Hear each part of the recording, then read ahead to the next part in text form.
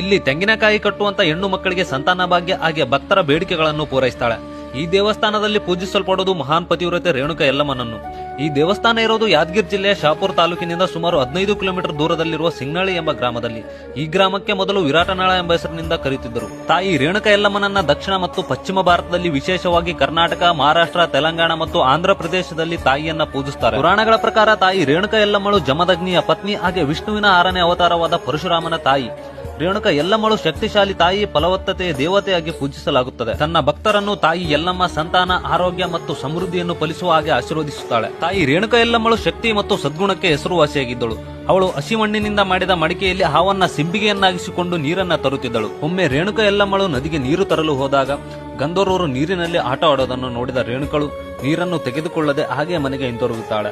ಇದರಿಂದ ಕೋಪಿತನಾದ ಪತಿ ಜಮದಗ್ನಿಯು ರೇಣುಕಾ ಯಲ್ಲಮ್ಮನನ್ನು ಮನೆಯಿಂದ ಹೊರಗೆ ಕಳಿಸುತ್ತಾನೆ. ರೇಣುಕಾದೇವಿಯು ತಪಸ್ಸು ಕುಳಿತು ತನ್ನ ಗಂಡನನ್ನು ಒಲಿಸಿಕೊಳ್ಳಲು ಪ್ರಯತ್ನಿಸುತ್ತಾಳೆ.